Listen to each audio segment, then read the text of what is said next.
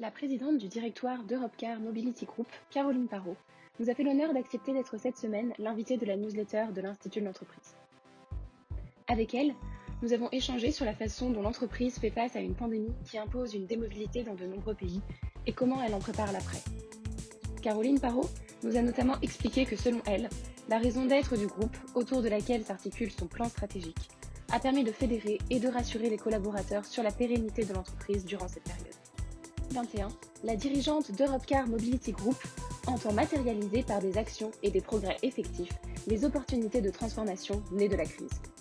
Je vais donc commencer par cette première question. Avec la crise sanitaire, la mobilité des Français a beaucoup évolué, passant d'un arrêt total au printemps dernier à des restrictions de déplacement désormais. De quelle façon Europcar Mobility Group a-t-il fait ça? Au départ, on n'a pas fait face. Au départ, on a été à l'arrêt, comme tout le monde.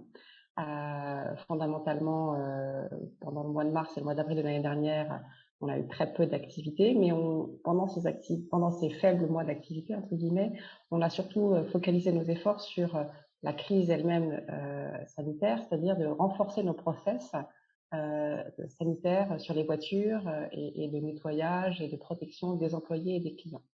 Ce qui était important puisque pour les rebonds qui ont eu lieu successivement, les Français se sont déplacés différemment, mais ne se déplaçaient que si les conditions sanitaires leur paraissaient relativement sécurisées. Et donc, cette première phase a été pour nous importante. Ensuite, on a redécouvert nous-mêmes quels étaient les besoins de nos clients, puisque nous gérions historiquement une clientèle très internationale ou des voyageurs d'affaires qui vont d'aéroport en aéroport. Et on s'est aperçu très rapidement qu'en fait, malgré la crise, le besoin de déplacement local, donc la mobilité des PME et des PMI était très importante et les besoins de déplacement régionaux étaient très importants. Donc on a vu beaucoup d'activités sur une division que nous avons qui s'appelle Van Trucks, sont des petites camionnettes qui permettent à tous les entrepreneurs de continuer leurs activités. Et cette activité a vraiment été exceptionnelle. Donc, on y a fait face en renforçant cette activité. Et de l'autre côté, sur les activités plus loisirs ou plus individuelles, puisque les gens ont continué à se déplacer, ça nous a donné l'idée de renforcer complètement nos offres clients, mais de façon très différente. Donc, des offres qui sont beaucoup plus flexibles. Vous pouvez louer à la dernière minute, vous pouvez louer 3 mois, 2 mois, 1 mois, enfin, renforcer toute l'offre qui permette, en fait, aux individus et aux entreprises de se projeter sans se dire que ça va être compliqué si jamais il se passe un reconfinement, si jamais il se passe quelque chose. Donc, en fait, la crise, au-delà du fait qu'elle est douloureuse et on a quand même perdu beaucoup de chiffre d'affaires, nous a ramené sur nos fondamentaux de que veulent nos clients et quelle est la flexibilité à laquelle ils sont attachés, qu'on va pouvoir leur proposer. Donc, on y a fait face en mettant d'abord des produits temporaires, en fait, des offres temporaires qui permettaient de gérer pendant la crise. Mais depuis le mois de septembre, ces produits, on les a pérennisés, industrialisés, et donc ça fait partie de toute la dynamique de la reconstruction du groupe autour d'offres complètement différentes. Vous en parliez justement, et la crise fait-elle naître de nouvelles attentes en matière de mobilité? Comment Europcar Mobility Group anticipe-t-il et s'adapte-t-il à ces évolutions? Les nouvelles offres, on les avait déjà un petit peu en tête, hein. En fait, la mobilité, c'est un besoin essentiel pour l'ensemble des individus d'entreprise. Et tout notre plan de transformation à moyen terme et notre vision était que posséder une voiture devient économiquement complètement anachronique, que le pay-per-use, la demand, que l'on voit dans beaucoup d'autres industries, est quelque chose qui va se développer aussi dans le monde de la voiture, mais on pensait que ça serait très progressif. La crise est un véritable catalyseur, puisque toutes les habitudes individuelles et collectives ont changé. Et donc, on s'adapte et les nouveaux besoins de nos clients, c'est un pay-per-use, pay-per-demand. Donc, c'est vraiment là-dessus que l'on voit l'accélérateur. Alors, on avait déjà ça dans nos programmes de transformation, On a déjà lancé des offres très récemment pour les petites et moyennes entreprises dans toute l'Europe, qui sont des offres toutes à fait flexibles où un entrepreneur, une entreprise n'a plus besoin d'acheter une voiture, il peut louer une voiture 1 mois, 2 mois, 3 mois, 6 mois, changer d'avis tout le temps, et on développera le même type de produit pour les particuliers. Donc le pay-per-use, le sans contact, qui devient aussi une grande norme avec le Covid, tous les deux se rassemblent pour faire des offres un petit peu nouvelles et pour accélérer la vision que nous avions dès le départ. Acheter une voiture, posséder une voiture, ça peut être un instrument de loisir, mais pour un instrument plus quotidien, vous ne devez payer que ce que vous utilisez, et c'est là que notre business model répond parfaitement à cette évolution très rapide que l'on voit aussi dans les grandes entreprises, puisque avec le home office, pourquoi avoir une voiture de fonction tous les jours alors qu'en fait vous allez venir 1 ou 2 fois travailler au bureau, donc pourquoi ne pas avoir un pool de voitures en pay-per-use qui réduira les coûts non seulement pour les employés mais aussi pour les employeurs. Et là-dessus se greffe la grande tendance que l'on voit avec les clients, c'est que la conscience collective qu'il faut avoir un environnement plus soutenable, donc des voitures plus écologiques, moins de consommation de CO2, qui était encore là. La crise a renforcé des trends qui existaient et les a mis très en lumière, et on s'aperçoit que dans toutes les demandes nouvelles qu'on a post-crise, la conscience collective de plus de véhicules électriques, plus de véhicules propres, plus de véhicules hybrides est en forte augmentation. Donc on répond en fait à des tendances de fond qui existaient et qui ont été catalysées et accélérées par la crise. Comment ces réflexions s'intègrent-elles dans le programme d'Europe Mobility Group pour se réinventer? Quel rôle ce programme a-t-il dans la réflexion que vous menez sur l'après-crise?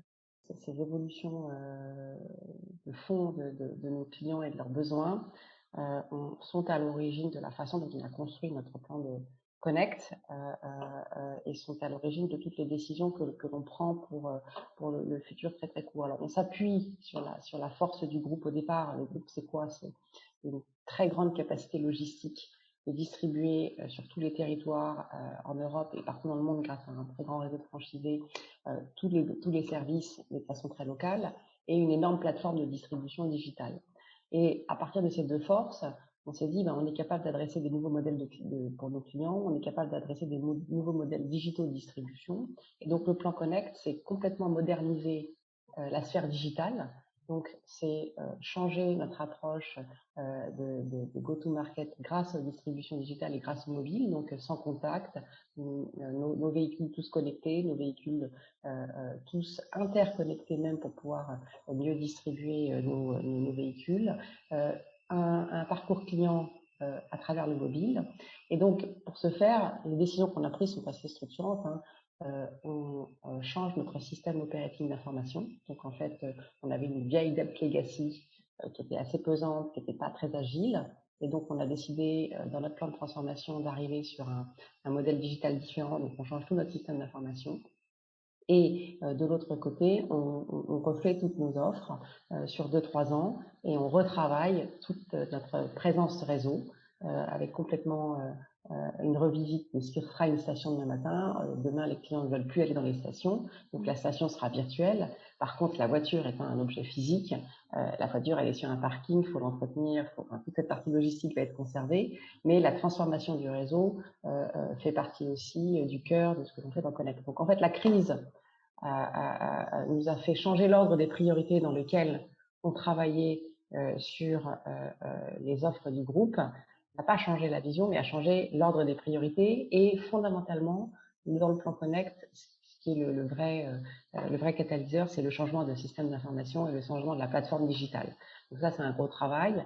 Dans les groupes, en général, c'est assez compliqué de prendre des décisions aussi structurantes, surtout quand vous êtes toujours en train d'évoluer sur plus de croissance, ne pas perdre tel client.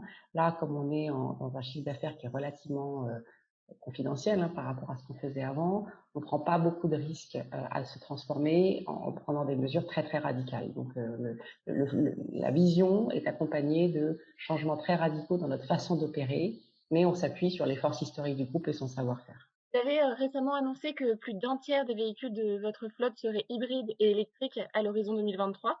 Vous avez également annoncé que vous lanciez une toute nouvelle gamme de formules d'abonnement totalement flexibles, modulables, permettant aux entreprises des locations de véhicules sur la moyenne durée, soit quelques mois.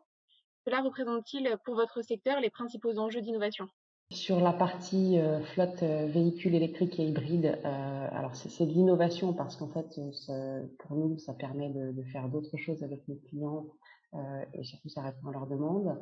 On pourrait aller plus vite éventuellement, mais les clients sont pas encore complètement familiers avec l'usage d'une voiture électrique, hybride, c'est moins le cas, mais électrique. Donc ce sont encore des produits qui sont plutôt plus urbains. Donc on développe les véhicules électriques beaucoup plus dans nos modèles de proximité, dans nos modèles de car sharing dans les villes, parce que là, c'est un usage qui peut être compris facilement par les clients. Donc là, c'est une évangélisation. Puis après, l'électrique, dans l'innovation, c'est pas que la voiture, c'est où se recharger. Donc en fait, on a un programme d'investissement pour électrifier aussi tous les points de contact avec nos clients, puisque la voiture doit être rechargée.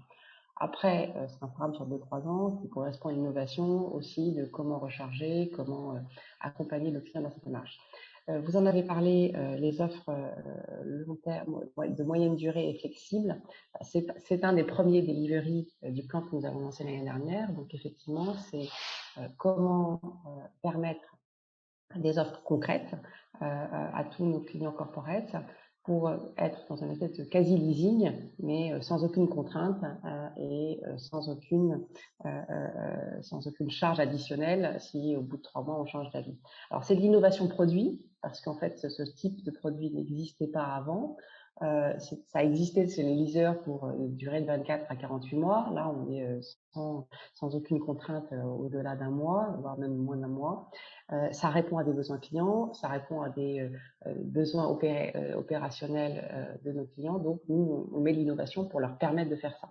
Donc, je pense que c'est là qu'est l'innovation. Après, l'innovation se cumule avec un parcours complètement digital. Donc, ce qui veut dire que nos clients, on n'a plus besoin de les avoir fréquemment et ils n'ont plus besoin de venir. Donc, la somme des deux, un parcours complètement digitalisé avec des voitures connectées et de plus en plus électriques et des offres de produits flexibles, font que c'est de l'innovation. Alors dans le service, c'est assez intéressant, c'est que on peut se poser beaucoup de questions sur quelle est l'innovation dans les métiers de service. Notre métier de mobilité, c'est un métier de service.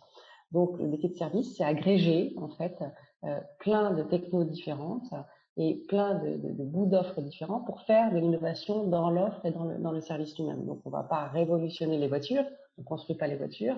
Par contre, la façon dont nos clients vont pouvoir y avoir accès, la façon dont on va créer le pay-per-use, pay-per-demand, pay-on-demand, va être le facteur d'innovation et va servir différents besoins, use case dans le jargon anglais, de nos clients. C'est ça qu'on vise et cette façon assez agile de pouvoir répondre en permanence à cette évolution, puisqu'on la teste aussi et on la modifie au fur et à mesure des retours de nos clients, puisqu'en fait on a une idée et on co-construit avec nos clients nos offres progressives. La raison d'être d'Europcar Mobility Group est d'offrir des alternatives attractives à la possession d'un véhicule de manière responsable et durable.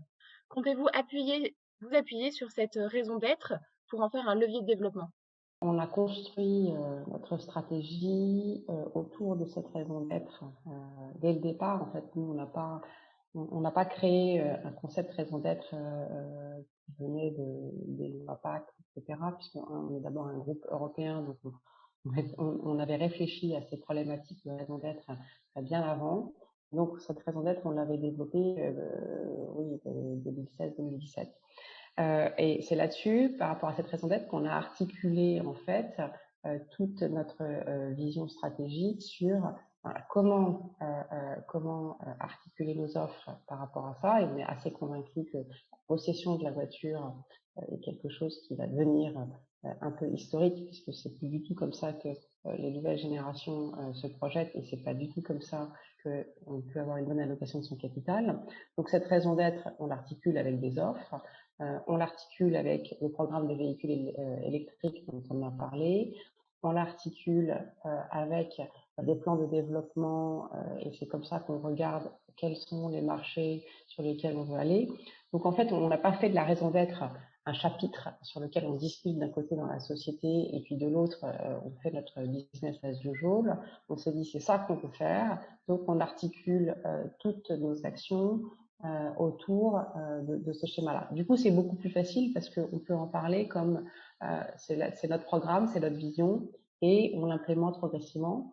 En temps de crise, ce qui a été assez frappant, c'est que comme nos collaborateurs sont orientés autour de cette raison d'être, ça a été assez facile, en fait, même au plus fort de la crise, d'expliquer pourquoi notre entreprise, même si très frappée par ce choc, allait pouvoir rebondir parce que la vision de long terme sur la mobilité n'avait pas de raison de s'arrêter et que l'ensemble des mesures que nous prenions nous permettaient de construire cette vision long terme. Donc la raison d'être a été aussi un ciment pour nos collaborateurs pour se dire oui, c'est très dur, mais comme fondamentalement on a une pertinence dans notre business model, on a une pertinence dans ce que nous pouvons apporter à nos clients, il n'y a aucune raison que cette société ne traverse pas la crise et ne s'en sorte pas. Donc ça a été aussi un agrégateur pour nous de nos équipes pour tenir pendant la crise. Vous êtes récemment entré dans la catégorie médaille d'or d'EcoVadis, une catégorie qui reconnaît la performance ESG de votre groupe. Comment vos politiques RH et RSE vont-elles s'adapter à la crise économique et sociale provoquée par la pandémie? Un tout petit peu comme la raison d'être, la politique RSE, on l'avait lancée en même temps d'ailleurs, parce que on considérait, nos équipes considéraient que travailler dans le monde de la voiture, c'était pas simple. Il y avait beaucoup de critiques extérieures, etc. Et donc ça posait question. Donc, même si on ne construit pas les voitures, on en permet l'usage pour nos clients. Donc, cette question de comment nous contribuer à ce que on ait une responsabilité ESG plus forte a été un chantier qu'on a entamé dès 2017 pour pouvoir mettre en place un certain nombre de programmes.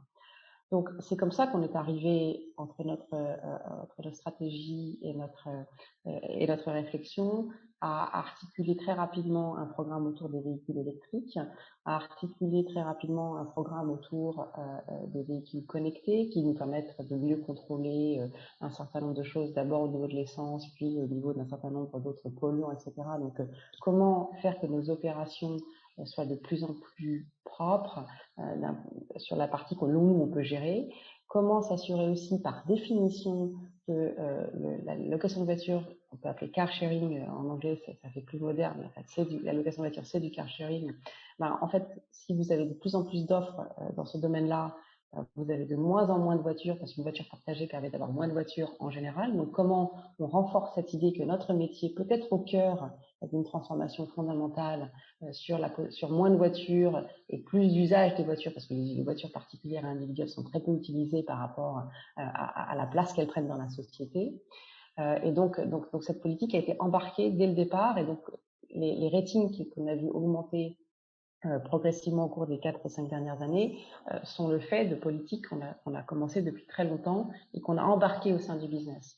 Sur la politique HR, le groupe est un groupe de services. Alors, on pourrait croire vu de l'extérieur que c'est un groupe de services donc, avec des voitures, donc c'est un groupe très masculin. On est assez fiers de dire qu'on a quasiment une parité homme-femme dans toutes nos opérations. Alors, c'est vrai sur le terrain, c'est vrai sur un certain nombre de fonctions.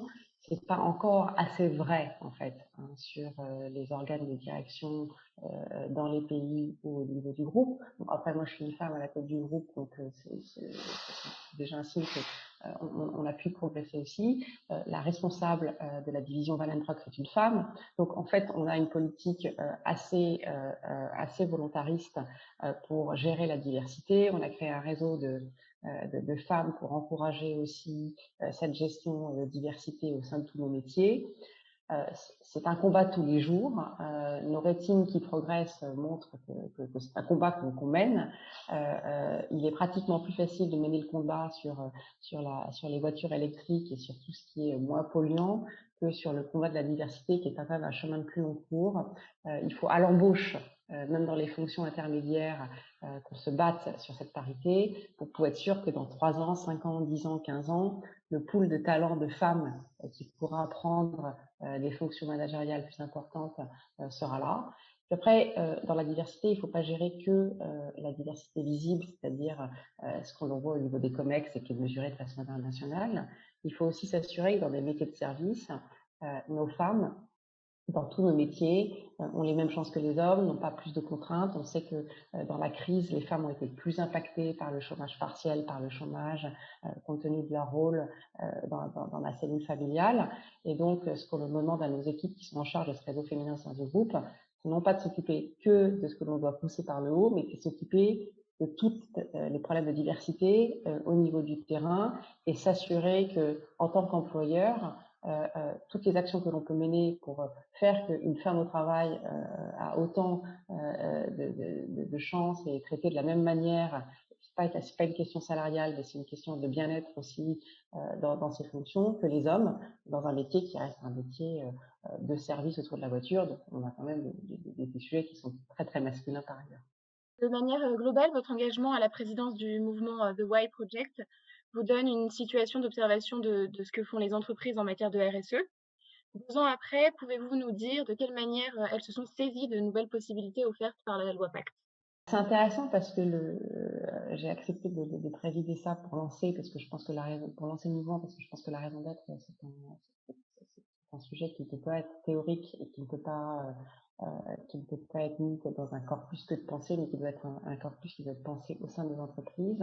Et on reçoit, et on a beaucoup d'échanges avec un certain nombre de dirigeants d'entreprises. Et en fait, il y a quand même 2 camps que l'on voit. Hein. On voit qu'il y a le camp de ceux qui prennent la loi Pacte comme une obligation, donc on fait by the books un programme, mais qu'on n'intègre pas complètement dans son modèle. Et puis il y a le camp des dirigeants qui, soit poussés par leurs salariés, parce que ça existe, soit poussés par leurs convictions personnelles, soit poussés par une réflexion qui leur fait dire c'est important, mais je ne vais pas le faire sur le côté, mais je vais le faire à l'intérieur, se sont saisis du sujet et donc se sont dit que la raison d'être, c'est pas un sujet de loi, c'est un sujet de comment on gère notre entreprise, comment on ramène du sens sur un certain nombre de sujets.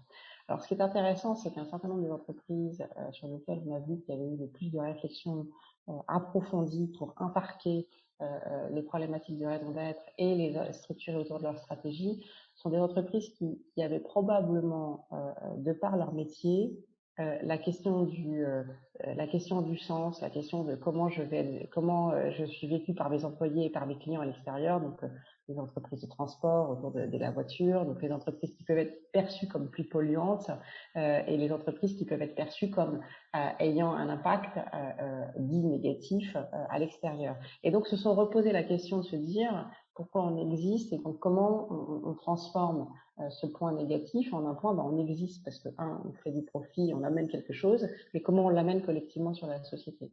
Donc c'est intéressant parce qu'on voit vraiment ces deux situations. Je pense que le mouvement de regarder la raison d'être de façon non pas théorique, mais de façon très concrète dans les boîtes est en train d'arriver, au même titre que la RSE, qui était vue comme très théorique il y a encore 30 ans, devient quelque chose où on arrive maintenant à avoir des ratings, etc. Donc je pense qu'il faut le prendre comme un facteur pour aider les entreprises à réfléchir à leur projection moyen-long terme et leur rôle dans la société. Après, une entreprise est d'abord là pour être lucratif, donc pour générer du profit, apporter et générer un certain nombre de produits pour le bien de ses clients. Donc, c'est le fondement de l'entreprise, mais ça ne peut pas rester que ce fondement-là. Donc en fait, la raison d'être permet de redynamiser probablement les revues stratégiques, les visions long terme. Si vous déconnectez tout et vous faites un programme de raison d'être qui n'est absolument pas connecté avec votre entreprise, vous ne faites rien. Donc en fait, c'est cette discussion que nous avons qui est intéressante. Et je pense que comme toutes les entreprises ont dû se préoccuper de la RSE, la discussion sur la raison d'être sera plus simple parce qu'on va aller straight to the point et on va pas passer par c'est du nice to have sur ces sujets, etc. On va vraiment, pour les entreprises qui veulent le faire, se focaliser sur l'essentiel de comment activer ces programmes. Cette dernière question, personnellement, quels sont les objectifs que vous vous êtes fixés pour 2021? L'année 2020 a été une année extrêmement difficile, mais de cette difficulté sont nées des opportunités incroyables de se transformer. Et donc pour moi, l'année 2021, c'est une opportunité, c'est une année sur laquelle je veux que les opportunités qu'on a imaginées pendant la crise ne deviennent pas concrètes parce qu'on est toujours en crise, mais se matérialisent par des actions et matérialisent par des progrès effectifs du groupe et qu'on montre qu'on est capable, à travers une crise, non pas de gérer la crise, mais de gérer la crise comme une opportunité pour le futur. Et c'est en 2021 qu'il faut qu'on le montre. 2021 pour mon industrie, comme pour tout le secteur du travel and leisure, va être assez compliqué encore parce qu'on est toujours, à l'heure où on se parle, dans savoir comment on va sortir de crise, peut-être juin ou juillet, ce qui fait quand même une demi-année extrêmement difficile et beaucoup d'incertitudes. Donc ma vision pour cette année, c'est montrer que les opportunités qu'on a commencé à construire se déploient et montrer que malgré la crise, on est capable de rebondir assez rapidement et de se projeter, de préparer 22 et 23. Après, pour les équipes, à titre personnel, ce que je leur dis, c'est que je suis le nouveau CEO d'une nouvelle société, même si je suis la même personne et que la société s'appelle toujours pareil. On a été complètement transformé dans notre business model, on a été complètement transformé dans notre façon de gérer les équipes, le groupe, et qu'on ne reviendra plus en arrière. Donc en fait, pour moi, 2021, c'est l'occasion de dire c'est une nouvelle page blanche, on reconstruit tout et montrons qu'on sait le faire. Merci beaucoup pour cet entretien riche. Merci de nous avoir accueillis.